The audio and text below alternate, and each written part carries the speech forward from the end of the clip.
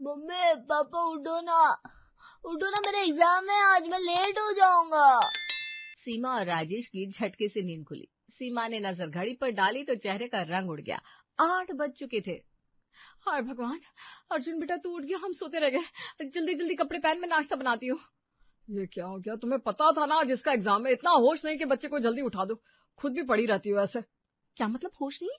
ये क्या अकेले मेरी जिम्मेदारी है जो आप मुझ पर ही चिल्ला रहे हैं? आप भी तो सो रहे थे। मैं देर रात तक ऑफिस का प्रेजेंटेशन तैयार कर रहा था, थक कर चूर था। और तुम?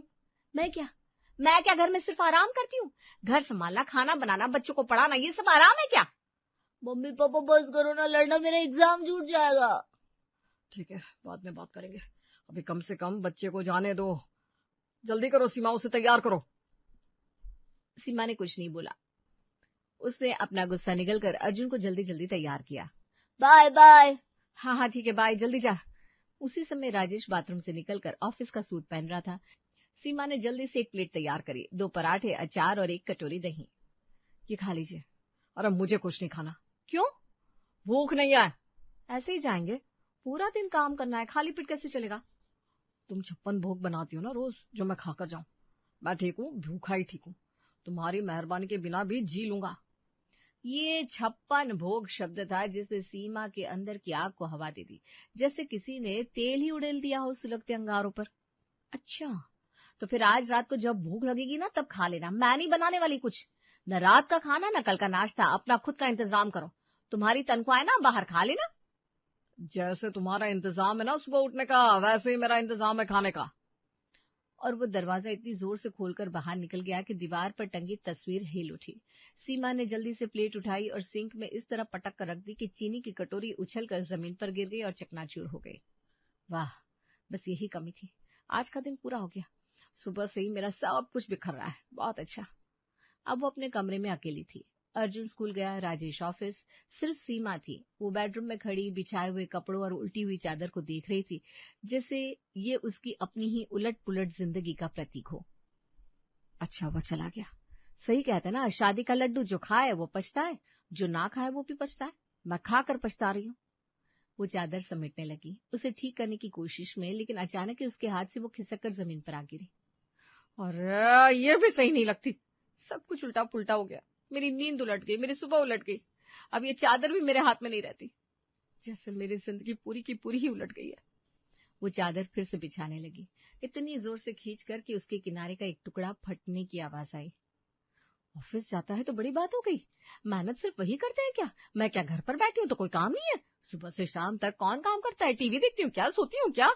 मैं तो एक मशीन हूँ चलती रहने वाली, बिना थके बिना रुके। उसने तकिया उठाया और उस पर जोर से थप्पड़ मारा, जैसे वो राजेश का चेहरा हो। फिर वो अलमारी के पास गई और उसका दरवाजा धक्के से इतनी जोर से बंद किया कि शीशा भी कांप उठा। वो बाथरूम में घुसी, वॉश बेसिन साफ करने लगी, ब्रश को इतनी जोर से रगड़ा कि वो टूटते टूटते बचा। आईने में अपना चेहरा देखा, आंखें थोड़ी सुर्ख, बाल बिखरे हुए और गुस्सा भी। देखो इस शोहरत दौलत को, न खुद उठा न बच्चे को उठाया, गलती मेरी, हमेशा मेरी गलती, सब कुछ मेरी ही गलती। घर गंदा है, मेरी गलती। खाने में नमक ज्यादा हो गया, मेरी गलती। बच्चे के नंबर कम आए, मेरी गलती।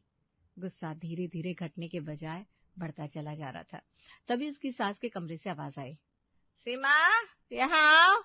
जी आई। रामकली की आवाज में कोई खास लिहाज नहीं था, ऐसे बुलाया जैसे किसी नौकर को पुकारा जा रहा हो। सीमा का जी निचुड़ा, उसकी रगों में बची हुई आखिरी गर्मी भी ठंडी पड़ने लगी। हाँ माँ जी। चाय बना दो, दिन चढ़ता जा रहा है, कुछ खाया पिया भी नहीं है, पेट में जलन हो रही है। ठीक है, लाती हूँ। और जल्दी बनाओ, दर्द उठ रहा है सर में कल रात से। तुम्हें तो पता होना चाहिए, लेकिन तुम्हें क्या पड़ी है? हाँ सही बात है, मुझे क्या। उसने किचन में जाकर चूल्हा जलाया, लेकिन सीमा का हाथ बिल्कुल मशीन की तरह काम कर रहा था। दूध डाला, पतीली चढ़ाई, चाय पत्ती डाली, लेकिन उसका मन कहीं और था, किसी और दुनिया में, जहां न कोई राजेश था, न रामकली, न ये चाय, न ये सिलसिला। इन्हें चाय की पड़ी है और वो मेरा खाना ऐसे ही छोड़कर चले गए। इनको अच्छा नहीं लगता तो मुझे क्यों नहीं छोड़ देते? पता नहीं क्या समझते अपने आप को। मैं कोई भिखारी हूं जो इनके रहमो करम पर पल रही हूँ? मैंने भी तो पढ़ाई की थी, नौकरी की थी, मैंने भी तो सपने देखे थे। वो चमचे से चाय को हिलाने लगी, बहुत तेज, बहुत गुस्से से, जैसे वो किसी की खोपड़ी हिला रही हो। और सबसे बड़ी गलती तो मेरी है ना कि मैंने शादी की, मैंने अपना सब कुछ छोड़ा, दोस्त, कॉलेज, सपने सब छोड़ दिए, और मिला क्या? एक ऐसा घर जहां कोई इज्जत नहीं है, सिर्फ काम का बोझ, ना कोई शुक्रिया, ना कोई बात, सिर्फ आज सुबह जैसी ही बातें। बाहर से फिर रामकली की आवाज आई, सीमा इतनी देर चाय नहीं बनी क्या? या फिर तुम्हें मेरी बात सुननी नहीं है? अरे बन रही है ना, बन रही है, क्या समझती आप? मैं एक ही वक्त में 10 काम थोड़ी ना कर सकती हूँ। आवाज इतनी तेज, इतनी कर्कश निकली कि खुद उसे हैरत हुई, जैसे कोई और ही शख्स चिल्लाया हो। उसने जल्दी से चाय उतारी, कप में डाली और वो कप लेकर रामकली के कमरे में गई। कप साइड टेबल पर रख दिया, बिना आंख मिलाए, बिना एक शब्द बोले। इसमें चीनी डाली है क्या तुमने? हाँ, ये तो दवाई लग रही है, कड़वी क्यों है? आपको कम चीनी पसंद है ना, आप ही ने तो कहा है, इसीलिए नहीं डाली, आपकी सेहत का ख्याल रख रही हूँ। कम मतलब बिल्कुल भी नहीं होता है बेटा, थोड़ी तो डालनी चाहिए थी। ठीक है, अगली बार डाल दूंगी, आज बन गई है, पी लीजिए, ज्यादा चिकचिक ना करिए। और सीमा कमरे से बाहर आ गई, बिना पीछे मुड़कर देखे। रामकली पीछे से देखती रही, कप को और फिर सीमा को। या कल तक तो सही थी, आज इसे अचानक क्या हो गया है? तभी दरवाजे की घंटी बजती है। सीमा दरवाजा खोलती है। सामने सब्जी वाला खड़ा था, उसकी साइकिल पर लदे हरे पीले रंगों का ढेर। क्या लीजिएगा बहन जी? आज तो ताजा ताजा पालक आया है, टमाटर भी अच्छे हैं, लौकी भी बढ़िया है। ये पालक तो मुरझा गया है, एकदम सुस्त पड़ा है। और टमाटर की दाम सोना बेच रहे हो क्या? 50 रुपए किलो। बहन जी आज ही लाया हूँ सुबह सुबह। झूठ मत बोलो, सब मिलावट का माल आता है, लोगों की सेहत से खेलते हो, पता है। पालक में कोई केमिकल डाला होगा ताजा दिखाने के लिए। जाओ, कुछ नहीं लेना, कल भी मत आना। लेकिन बहन जी। अरे जाओ, कहा ना। सब्जी वाला जाने ही वाला था, उसने साइकिल का हैंडल मोड़ा ही था कि सीमा की सास बाहर आकर खड़ी हो गई। अरे लेना है तो लो, नहीं तो जाने दो, उसे क्यों सताती हो? उसका भी चूल्हा जलता है, कल से फिर कहाँ मिलेगा सस्ता सामान? तो आप ले लो ना, आपका पैसा है, आपका हिसाब है, मैं तो बस नकली सामान लाने से मना कर रही हूँ। और उसने दरवाजा इतनी जोर से बंद किया कि सब्जी वाले का चेहरा अचानक गायब हो गया। रामकली उसे एक नजर देखती है और चुपचाप अंदर चली जाती है, जैसे किसी तूफान को टाल रही हो। लेकिन तूफान टलता नहीं, क्योंकि उसी समय पड़ोसन शांति आ जाती है। अरे सीमा, सुना तुम्हारा कल अर्जुन की स्कूल में कुछ गड़बड़ हुई थी ना, प्रिंसिपल ने बुलाया था ना, सब लोग कह रहे हैं कि। अरे शांति जी, नाम तो आपका शांति है, लेकिन अशांति फैलाने ही आती हो क्या? चुगली के हर बार नए नए किस्से लेकर जाओ, आज मन नहीं है, मेरे घर के मामलों में दखल मत दो। शांति का चेहरा ऐसे उतर जाता है जैसे किसी ने उसके गाल पर तमाचा मार दिया हो। वो थर थराती जाती है। मैं तो बस हमदर्दी दिखाने आई थी। हमदर्दी या मजा लेने? जाइए, अपना रास्ता नापिए। अरे शांति, आज ना सीमा थोड़ी नाखुश है, घर का कोई मामला है, बाद में आना। चाय लोगी? नहीं नहीं, मैं चली। और शांति अपने पैर घसीटती हुई चली जाती है। सीमा कमरे में जाकर गुस्से में टहलने लगी। तभी सीमा की ननद रुचि खुशी खुशी आती है, एक नए झुमके पहन के, बालों में चमकती क्लिप लगाए हुए। भाभी, मेरी पार्टी आज रात क्लब में है, तुम्हारा वो हाइलाइटर दे दो ना, वो गोल्ड वाला, मेरा खत्म हो गया है। मेकअप, बस यही काम बचा है तुम्हारे पास? घूमना फिरना, सेल्फी लेना, मेकअप करना। इतना ही शौक है तो अपना मेकअप ले लो ना, शादी कर लो किसी से, फिर पता चलेगा जिंदगी क्या होती है। छोटी मोटी पार्टियां नहीं, बड़ी बड़ी जिम्मेदारियां। रुचि हैरान रह जाती है, जैसे उस पर बिजली गिर गई हो। उसकी मुस्कान हवा में उड़ गई। भाभी मैंने क्या? और तुम्हारे भैया से कहना आज रात खाना खुद बनाना, या फिर बाहर खा लेना, मैं नहीं बनाऊंगी कुछ, न रात का न कल सुबह का, समझी? रुचि समझ जाती है आज कुछ गड़बड़ है, बहुत गड़बड़। वो बिना कुछ कहे सीमा के मेकअप की डिबिया टेबल से उठाकर जल्दी जल्दी कमरे से बाहर निकल जाती है, जैसे कोई आग से बचकर भाग रहा हो। ये रुचि बिना पागल है एक नंबर की, बाहर जाकर देखती हूँ कहाँ जा रही है। सीमा बाहर जाती है तो घर में काम वाली बाई की एंट्री होती है। सीमा उसे देखते ही चिल्ला उठती है, आज इतनी देर, ये क्या तरीका है? मेरा पूरा शेड्यूल खराब हो गया। दीदी रोज यही समय पे तो आती है, मैं 10 बजे। रोज? तो क्या हुआ, आज मेरा मूड नहीं है इतनी देर से शुरू करने का। अरे बेटा उसका यही टाइम है, 10 से 1, तुम्हें पता तो है, क्यों डांट रही हो उसे? ठीक है, अगली बार से टाइम बदल दो, 9 बजे आया करो, नहीं तो रहने दो काम। काम वाली चुपचाप अंदर आ जाती है अपना झाड़ू पोछा लेकर। फिर जब वो काम करने लगती है तो सीमा हर चीज पर नजर रखने लगती है, जैसे कोई सैनिक किसी कैदी को देख रहा हो। ये बर्तन चिकने नहीं है, देखो तेल चिपक रहा है, फिर से धो। अच्छा दीदी। वो झाड़ू लगाती हुई बाई के पास पहुंची। और ये कैसी झाड़ू लगाई है, कोने में धूल जमी है, क्या करती हो पूरा टाइम? सिर्फ पैसे लेने आती हो क्या? रोज तो। रोज जैसा नहीं, सही से करो। सीमा काम वाली का दिमाग खराब कर देती है और ये देखकर रामकली बस मुस्कुरा रही थी। काम वाली जैसे तैसे अपना काम निपटाकर भागती है। उसके जाते ही सीमा की सहेली प्रीति का फोन आता है। हेलो सीमा, कैसी हो? सुनो, मेरे घर वाले रिश्ता देख रहे हैं, एक लड़का देखने आ रहा है परसों। बस स्ट्रेस में हूँ यार, पता नहीं क्या करूँ। शादी मत करना प्रीति, बिल्कुल मत करना, कोई फायदा नहीं है। सुन ले मेरी बात, दिन भर घर संभालो, रात भर जागो, फिर भी ब्लेम तुम पर ही आएगा। खाना अच्छा नहीं है, घर गंदा है, बच्चे की परवरिश ठीक नहीं है। तुम्हारी मेहनत का कोई मोल नहीं है, तुम एक मशीन बन जाओगी। और मशीन की कोई फीलिंग्स नहीं होती। आदमी नाराज होकर चला जाएगा और तुम घर में रोती रहोगी। मैं बता रही हूँ, आखिर में बुरी तुम ही बनोगी, तुम्हारी गलती ठहरेगी। पर सीमा ऐसा क्यों? क्यों? क्योंकि मैं वहां हूँ, मैं उस आखिर में जी रही हूँ।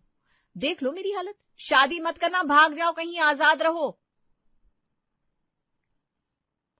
सीमा समझ गई थी कि कुछ गड़बड़ हुई है। उसने 2-4 बातें करके फोन रख दिया। तभी रामकली के कमरे से आवाज आई, बेटा अब तक खाना नहीं बनाया, दोपहर हो गई, भूख से पेट में दर्द हो रहा है। काम वाली ने नहीं बनाया? अरे वो कपड़े बर्तन धोने आती है, खाना तो तुम ही बनाती हो, शायद भूल गई हो। जाओ बनाओ, सब भूखे बैठा है। सीमा ने कुछ नहीं बोला। वो किचन में गई और खाना बनाया। सादी दाल, चावल, एक सब्जी। लेकिन जब खाना तैयार हुआ तो उसने खुद कुछ नहीं खाया। उसने सबको परोस दिया और खुद बरामदे में खड़ी हो गई। भाभी आओ ना, साथ बैठो, अकेले कैसे खाएंगी? हाँ बेटा आ जाओ, सब ठीक है। नहीं मुझे भूख नहीं है, खाओ ना आप लोग, मुझे अकेला छोड़ दो। वो गुस्से में अपने कमरे में चली गई। दरवाजा इतनी जोर से बंद किया कि पूरे घर की खिड़कियां खनक उठी। न खाऊंगी न पीऊंगी, देखते हैं किसे फर्क पड़ता है। शायद तभी किसी की नजर में मेरा कुछ मोल होगा। शायद तभी कोई पूछेगा, सीमा तुम ठीक तो हो? मम्मी, आज मेरा एग्जाम अच्छा गया, सारे सवाल आते थे। सब आया? जो मैंने रटाया था सब याद रहा? बस एक सवाल। कौन सा? बोलो जल्दी से। 8 times 7, मैंने 54 लिख दिया। 54? 56 होता है ना? 8 7 56, कितनी बार समझाया था? तुम्हारा दिमाग कहाँ है? क्या करते हो स्कूल में, खेलते रहते हो क्या? अर्जुन की आंखों में आंसू आ गए। तभी रामकली वहां आई और उन्होंने अर्जुन का हाथ अपने हाथ में ले लिया। बहू अभी अभी तो स्कूल से आया है, क्या कर रही हो? चलो अर्जुन बेटा मेरे साथ कमरे में। तुम्हारी मम्मी ना आज थक गई है। दादी मैंने। अरे चलो बेटा सब ठीक है, आओ। सीमा वहीं खड़ी रह गई, अपने हाथों को देखती हुई, जिन्होंने अभी उसके बच्चे को कंपकपा दिया था। उसे अपने आप पर शर्म आने लगी। तभी फोन बजा, उसकी माँ का कॉल था। सीमा ने फोन उठाया और सुबह की पूरी लड़ाई एक टूटती हुई नदी की तरह बहाकर सुना दी। अरे बेटा, इतना तो होता है घर घर में, छोड़ो ना इन बातों को, थोड़ा सब्र करो। आपको समझ में नहीं आती बात माँ? होता है कहकर चुप करा देती हो, हर बार सब्र करो कहकर दबा देती हो। मेरी जिंदगी का सच किसी को दिखता ही नहीं, मुझे नहीं करनी बात, अब नहीं सुनने किसी की। और उसने फोन काट कर स्विच ऑफ कर दिया, क्योंकि अब वो किसी से बात नहीं करना चाहती थी। कमरे में अंधेरा छा रहा था और उस अंधेरे ने उसके भीतर के सारे शोर को निगल लिया था। न पति समझा, न माँ, न सास, न बच्चा, न दोस्त, फिर कौन समझेगा? बस अब किसी से बात नहीं करूंगी, किसी को जवाब नहीं दूंगी। मैं अब इस घर की एक चुप्पी हूँ, एक साया जिसे कोई देखता भी नहीं। वो चुपचाप बिस्तर पर लेटी रही, आंखें खुली किए हुए छत को घूरती रही, जैसे वहां कोई उत्तर लिखा हो। समय रेंग कर गुजर रहा था, शाम ढल चुकी थी। जब चाबी की खनखनाहट हुई, दरवाजा खुला और राजेश अंदर आया, बिल्कुल नॉर्मल, जैसे कुछ हुआ ही ना हो। क्या हाल है सीमा, सब ठीक है? अर्जुन कहाँ है? बड़े आए, मैं बात ही नहीं करूंगी। अरे सुनो, क्या हुआ, बोलो ना कुछ। सुबह तो बड़ा मुंह बनाकर गए थे, अब क्या है? सुबह की बात, अरे यार वो तो। क्या माफी मांगने आए हो, वो भी इतनी आसानी से, जैसे कुछ हुआ ही नहीं है? राजेश समझ गया। उसने अपनी जेब से 2 मूवी टिकट निकाले और बिस्तर पर सीमा के सामने रख दिए। देखो मैं तो तुम्हें सरप्राइज देने आया था, आज रात मूवी चलेंगे, वो नई एक्शन वाली जिसका तुम ट्रेलर देख रही थी ना। क्यों लाए? तुम तो गुस्से में खाना छोड़कर गए थे ना। मैंने सोचा तुम जीवन भर बात भी नहीं करोगे, अब ये टिकटॉक का नाटक क्यों कर रहे हो? अरे यार, सुबह की लड़ाई का ये मतलब नहीं कि शाम को जी भारी रखो। हम दोनों की नींद पूरी नहीं हुई थी, दोनों थके हुए थे। चलो इस एक दिन को खत्म करते हैं मूवी से। तैयार हो जाओ, शो का टाइम होने वाला है। चलो चलो फटाफट करो। सीमा का चेहरा बदलने लगा। गुस्से की